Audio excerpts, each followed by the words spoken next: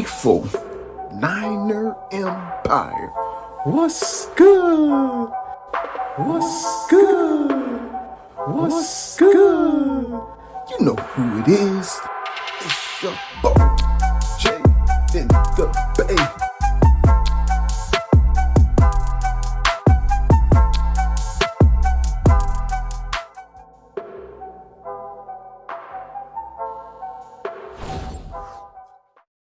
Faithful Niner Empire. What's good? You know who it is. It's your boy, Jay in the Bay. And once again, it is a pleasure and an honor to be with the best fans in the NFL, the faithful, the Niner Empire.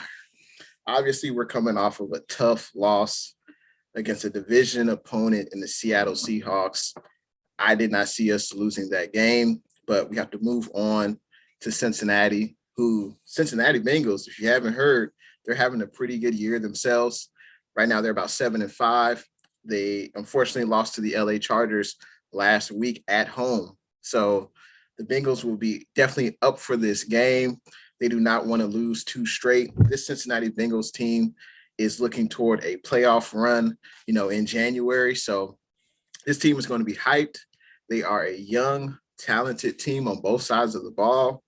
At the beginning of the year, I checked this game off as, this is a win for the 49ers. It's the Bengals. But like I said before, they're 7-5.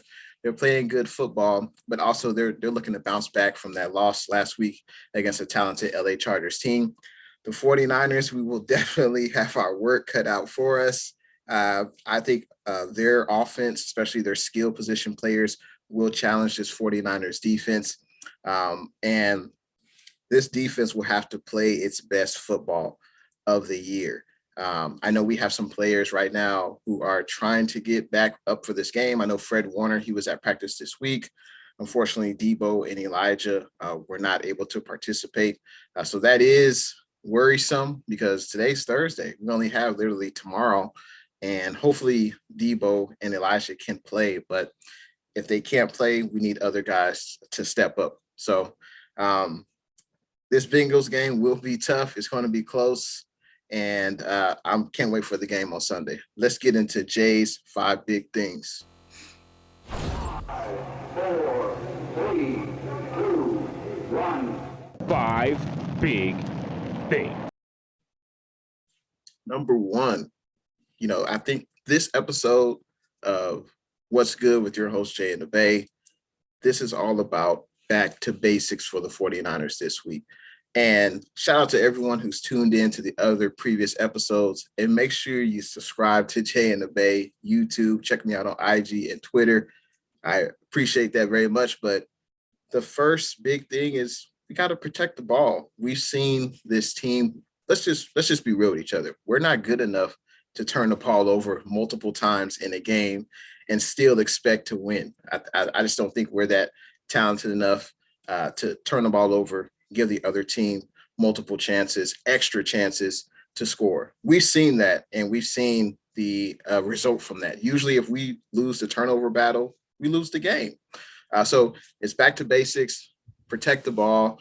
Jimmy, come on, Jimmy. I'm rooting for you, Jimmy, but you got to make better decisions. You got to make better decisions when throwing the ball. We've seen these types of interceptions before. We cannot afford you to have a similar game like last week and think we can win this game. We're going to need an efficient Jimmy. We're going to need one of the best games by Jimmy this week against Cincinnati, because this Cincinnati team is good. And not only can they score on you, they also can get after the quarterback as well. They have 2 guys on their defensive line that can definitely get after the quarterback. So Jimmy's going to have to play one of his better games.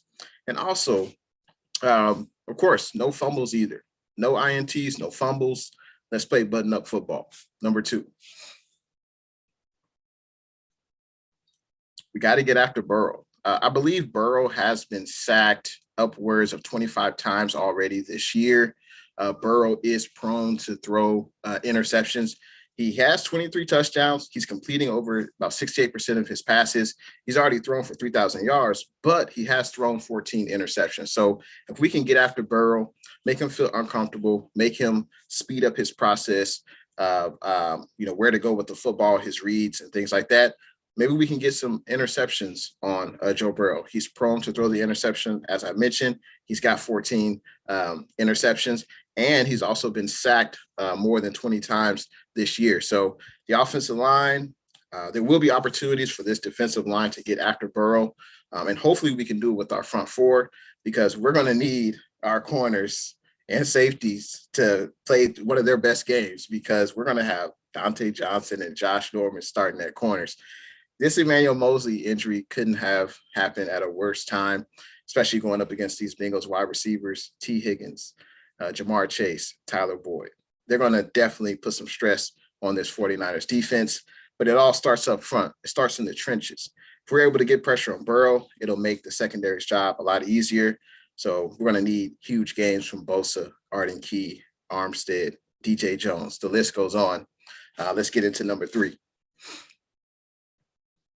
Be special and be disciplined. The special teams, Robbie Gould, he has been, if you look at his numbers, he's been pretty accurate so far when he's been healthy. I believe he's only missed like one extra point as far as his field goals. I think he might have missed 2 so far in the season, but we're going to need Robbie Gould to be as accurate as he can be, especially in this game against the Cincinnati Bengals. I'd imagine we're going to need his leg to kick some accurate field goals and put some points up on the board.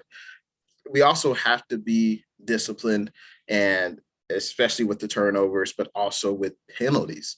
I can accept if the opposing team, makes a play, whether it's offensive or defensive side of the ball, they make a play for their team. It is obviously a success for their team. I can accept that, but to penalize yourself with these, pass interference, with these roughing the passer penalties, those are things you can control. And when you have those penalties, it affects the team. It gives the offense, easier time to get to the end zone. And we cannot beat ourselves. When we were on that 3-game win streak, one thing we did was win the turnover battle, and we didn't have excessive penalties. And last week, I don't know what 49er team that was, but we got to get back to basics and take care of the football and not beat ourselves with penalties. Number 4. You see it. Why can't we get more performances from Kittle like this? He had 9 catches, over 150 yards, 2 touchdowns. We're definitely going to need to another performance like that from George Kittle.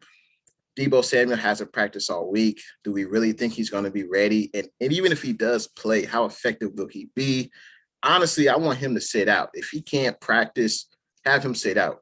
Worst case scenario would be he re-aggravates that groin injury, and then he's out multiple weeks. So we're going to need another huge performance from Kittle. I think Ayuk will get his targets, but I think Kittle is the X factor in the offense, especially with Elijah Mitchell. Who knows with his concussion symptoms. And I think he also has some irritation with his knee. We're going to need another Kittle type performance like we had last week in order for this offense to thrive. Number 5, we got to win on early downs. I think the most important down in the NFL is 3rd down. But in order to make that 3rd down easier to convert, we got to win on 1st and 2nd. That means getting positive yards on both downs, whether that be through the running game, through the passing game. I mean, if Elijah Mitchell can't go, Trey Sermon's already out. We really only have Jermichael Hasty, and we signed a running back, I think Brian Hill. So those running backs, if those are the only 2 active running backs on game day, they're going to have to be successful. And the one thing about this Cincinnati defense, they are a top 5 run defense in regards to rushing yards allowed per game. They played the Chargers last week. The Chargers only had their best running back, Eckler. He had under 60 yards rushing. So the Bengals do a pretty good job against the run. Jimmy G and this offense is going to have a clinic in order for this team, I think, to get a lot of points. And I think we're going to have to score in the late 20s in order to win this game. against the Bengals. But those are Jay's 5 big things. Fade away, Jay. All right. It's that moment you've all been waiting for. Fade away, Jay. This is a game where, like I said before, it's all about getting back to the basics, doing the little things, not beating yourself with penalties, protecting the ball. It's got to be back to the basics. We got to be able to create a clean pocket for Jimmy. This Bengals team is a top 5 team as far as sack production. They got Hendrickson, they got Hubbard on that defensive line who can cause havoc. Tom Compton, got bull rushed and caused that safety against Jimmy G. We're going to need Compton to step up, or if he can't do the job, hell, put Jalen Moore in there. But this is a Bengals team with a lot of young talent. I'm excited for the game. I haven't seen, any Bengals, games. I haven't watched any of them live. But they have a nice young core, of course, with Burrow at quarterback, their receivers, the running back, Joe Mixon, a Bay Area kid. They got a good tight end. And then, of course, up front on defense, their defensive line can get after the quarterback. So this is an intriguing matchup. One you don't see too often, the NFC, AFC matchup.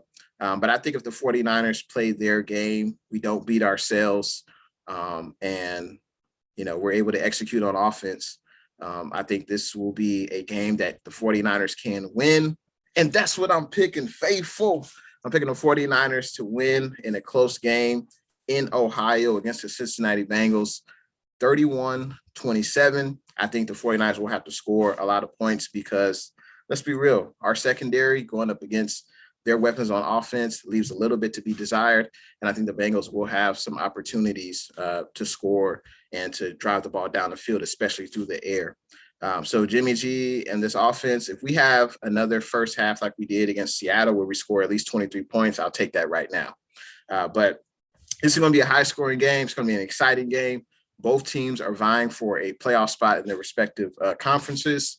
And it ain't going to be easy. It's going to be a tough one in Cincinnati.